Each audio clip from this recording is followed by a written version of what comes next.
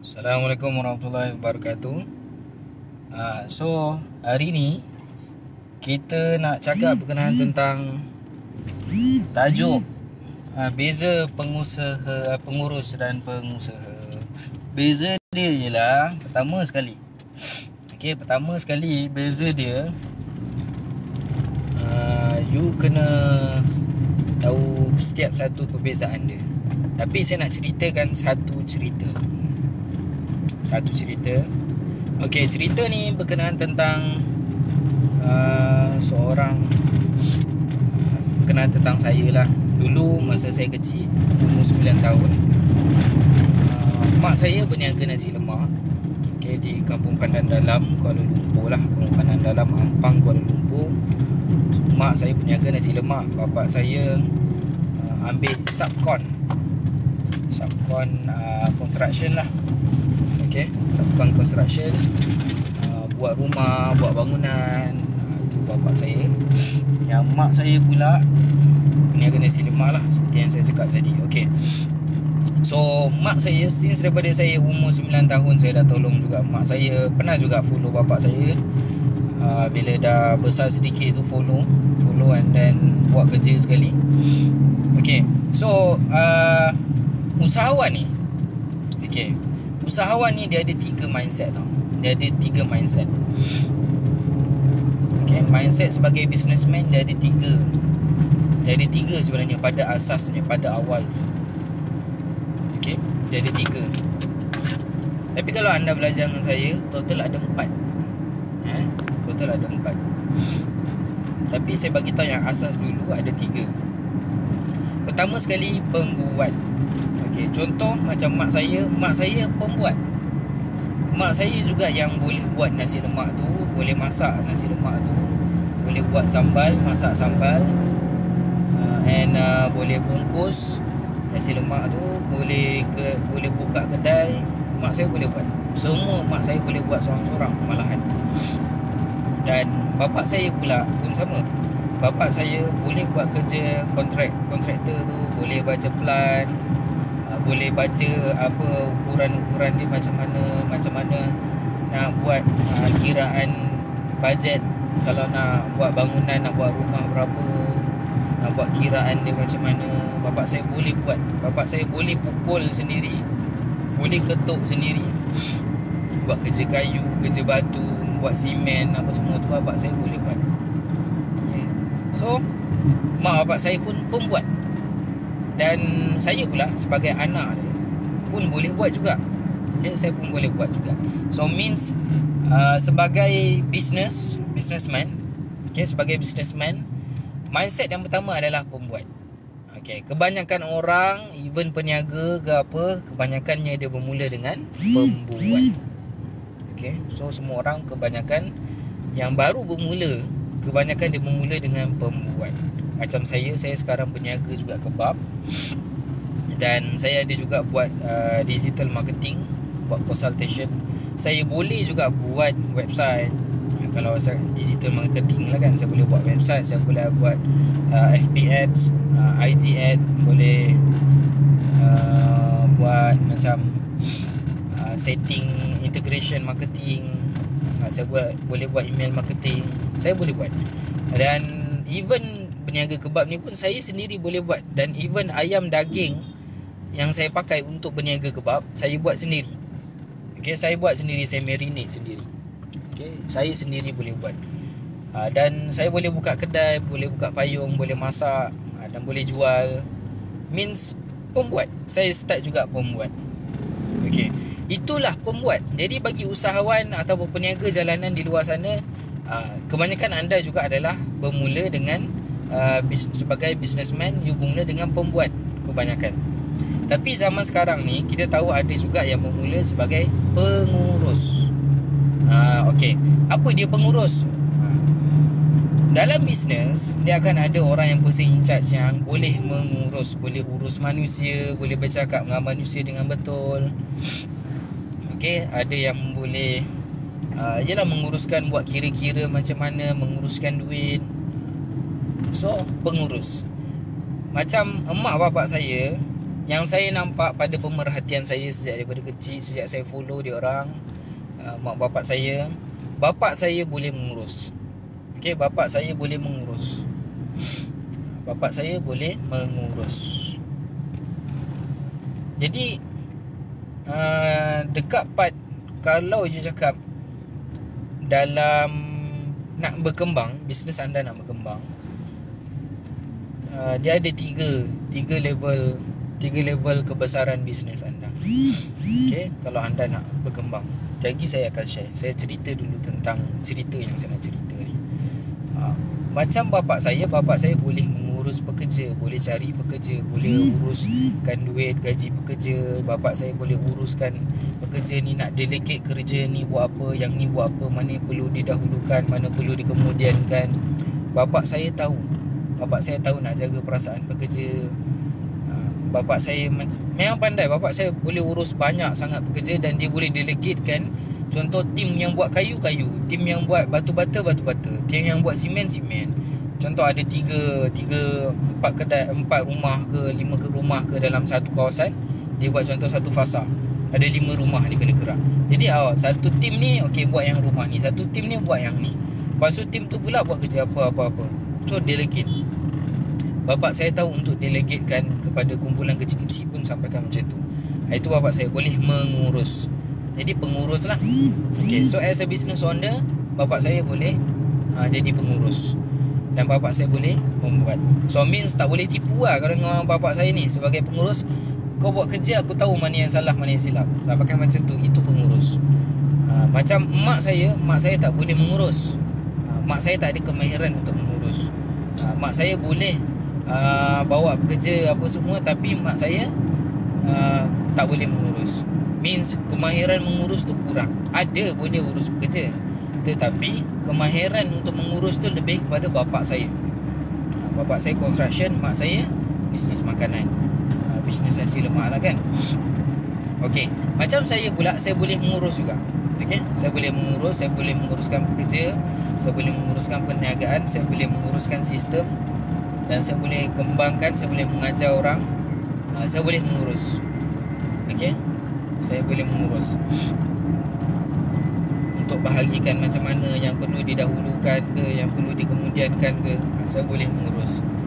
Sebab kerja mengurus ni, dia biasanya juga ambil pekerja, buang pekerja, uruskan gaji. Itu dia. Okey, so and then yang ketiga adalah pengusaha. So tajuk video kita adalah berkenaan tentang beza pengurus dan pengusaha, kan? So business owner ada 3 mindset asas, kan? Tadi pembuat, saya dah cerita pembuat.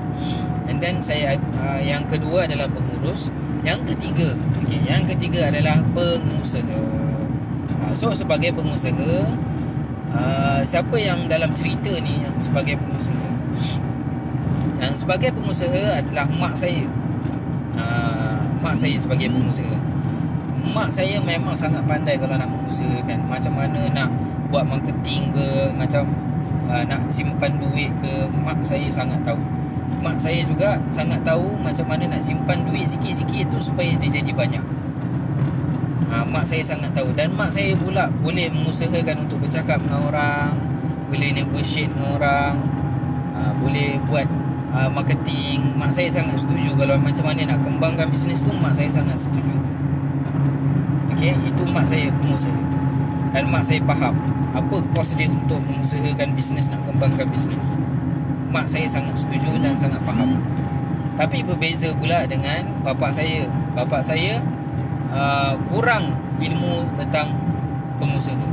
Jadi bapa saya jadi subkon saja, bapa saya tak boleh nak kembangkan. Tak ada ilmu untuk jadi pengusaha. Tapi mak saya boleh mengusahakan. Jadi kat situ sebenarnya ada kekurangan dan melengkapi. Jadi mak bapak saya ni bila bergerak sama-sama, mak saya bila tolong bapak saya berkembang. Kerana apa? Yang menasihati bapak saya untuk kembangkan tu mak saya lah. Jadi macam bapak saya pula, macam mana nak urus kerja ke apa, yang advice mak saya supaya bertenang, boleh cakap ni macam ni macam mana, siapa uruskan, siapa gerak dulu apa semua, bapak saya. So nampak tak? That's why business mak bapak saya, dia still boleh bertahan, dia boleh sustain. Okay, dia boleh sustain dan dia boleh nak dikembangkan secara slow-slow. Sebab bapak saya still juga gerak business construction. Construction, buat renovation, tambah rumah, ubah suai rumah, repair, rebuild and renovate. Itu bapak saya. 3R kerja bapak saya. And then mak saya pula, kerja mak saya memang ialah makanan, provide makanan, solution, menjual makanan.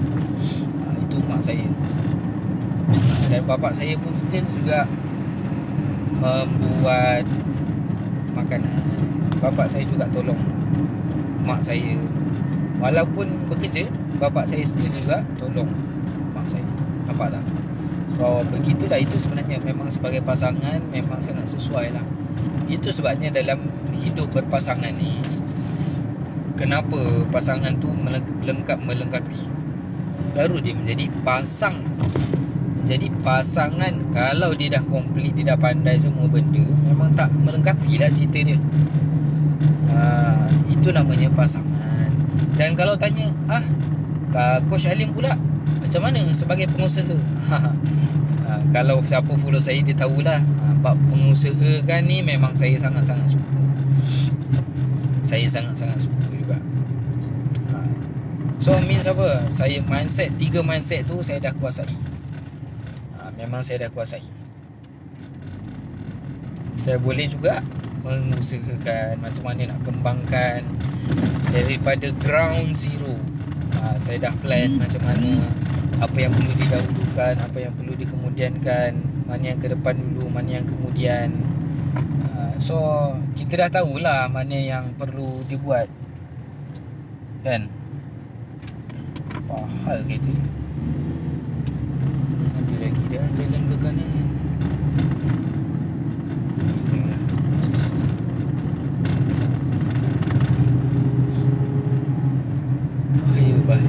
Kat depan Wahyu Junction ni, ke arah Sogo, dah tak ada dah jalan ke kanan tu sebenarnya. Pergi masuk Sidin Naya Sogo. Saya duduk KL by the way. Okay, so ada 3 jenis mindset. Itulah perbezaan dia. Kalau faham cerita tu, jadi fahamlah bagaimana. Jadi kalau macam saya, contoh macam saya boleh membuat contoh bisnes kebab saya, bisnes offline saya, dan bisnes online saya, bisnes digital marketing dan consultation. Saya boleh juga jalankan pemasaran online. Digital marketing pun saya boleh buat juga untuk bisnes saya. Dan even saya juga bukan cakap saja, saya boleh buat, saya boleh menguruskan. So saya boleh buat, saya boleh menguruskan. Contoh macam bisnes kebab ni, saya boleh buat, saya boleh mengurus, dan saya boleh mengusahakan juga. Okay. So itulah dia, beza dia di antara pengusaha dan pengurus. Mana satu yang patut saya jadi dulu? Mula je lah daripada bawah. Kalau you start daripada bawah sebagai pembuat, kalau let's say you cakap saya tak biasa lah nak jadi pembuat ni, okay, tak apa. Tapi you kena faham lah. You kena faham, you kena belajar. At least you kena belajar, you kena tahu. Kalau tidak, you susah nak mengurus. Betul, kalau you tak faham tentang kerja di bahagian operation ni, itu sebagai pembuat, macam mana you nak tahu select ke sistem tu okey ke tidak ke, pekerja buat kerja ke tidak ke. Kalau tidak, pekerja boleh mengelat, boleh cakap dah buat kerja dah siap dah. Kadang tiba-tiba barang habis ke apa, dia orang tak bagi tahu kan, macam mana kan. So sebagai pengurus, anda kena tahu. Tak semestinya kena buat. You kena tahu, at least you kena tahu apa yang betul, apa yang salah, cara dia bagaimana, you tahu. At least you belajar. So you boleh mengurus. And then kalau you cakap saya cuma pengusaha je, okay, so kalau you cuma boleh mengusahakan, you tak boleh mengurus, you tak boleh membuat, you kena belajar juga tentang pengurusan untuk menguruskan bisnes tersebut. uruslah urus duit tu macam mana, urus duit keluar masuk macam mana, urus pekerja macam mana, urus kedai tu bagaimana, nak uruskan dia pergerakan dia macam mana. Sebagai contoh, uruskan bila waktu buka, bila waktu tutup. Semua tu itu di bahagian marketing pun sama, bahagian pekerja macam mana, di bahagian operasi macam mana, di bahagian pengurusan tu macam mana. Untuk anda buat report, record, semua tu sangat penting. Report, record itu sangat penting, okey, untuk semua orang dalam tim anda, bukan untuk anda saja. Okey, so and then kalau anda sebagai pengusaha, anda kena fikirkan macam mana nak kembangkan dan kembangkan. Makin maju dan makin maju. Begitu. Dan seterusnya macam mana pula kalau saya cakap tadi kan, ada 3 jenis bisnes, 3 jenis perkembangan bisnes kita boleh tengok. Contoh kalau you nak start sebagai startup, memang 3 tu dah kena complete daripada awal. 3 tu kena complete. Startup you kena cantikkan you punya sistem. Apa kerja nak cantikkan sistem tu sebagai startup ni? Ada 2 kerja dia. Nak set up sistem sebagai startup tu kan, di bahagian operation dan administration. Itulah dia di bahagian pembuatan, di bahagian pembuat dan di bahagian pengusaha. Di bahagian pengurus dan pembuat. And then bila you nak naik menjadi growth, fasa growth. Fasa growth ni pula juga dia kena buat growth ni. Pada fasa growth yang you kena buat adalah human. Okay, human. Dan human ni kerja dia di bahagian 2 department ni kena kuat juga. Apa 2 department tu? Di bahagian human resource dan juga di bahagian marketing. You kena buat kau-kau. And then you nak grow menjadi seterusnya pula kebesaran bisnes anda, you nak grow menjadi establish pula. You nak menjadi establish, you kena jaga di bahagian capital. So means setiap satu tu you dah urus dengan betul. You dah ada orang yang buat kerja, means pembuat tu orang yang boleh uruskan, dan orang yang boleh mengusahakan dia dengan menjadi lebih baik, menjadi lebih licin. So di bahagian establish ni lah, you kena buat kerja capital. Dalam capital ni ada 2 department yang paling besar you kena fokus. Dia akan makin besar bila bisnes ni makin besar. Apa dia? Di bahagian capital tu kan. Capital, 2 department ni adalah di bahagian finance dan di bahagian sales. So dia kena urus dengan betul, kena usahakan dengan betul nak naikkan capital tu. Siapa yang buat kerja di bahagian finance, you kena urus, you kena usahakan. So means setiap fasa tu, fasa perkembangan bisnes anda, daripada startup and then grow and then di fasa capital, you kena ada juga orang yang buat kerja. You kena ada juga orang yang buat kerja. Okay. And then you kena ada orang yang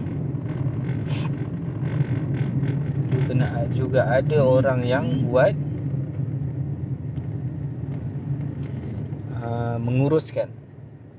Selepas ada orang yang menguruskan, you kena ada orang yang mengusahakan. So itu saja daripada saya, Muhammad Ali Munin. Kita jumpa lain kali. Jika anda kongsikan video ini, subscribe pada YouTube channel saya, join saya punya tribe Alpha Pruno, dan kita jumpa lain kali. Assalamualaikum.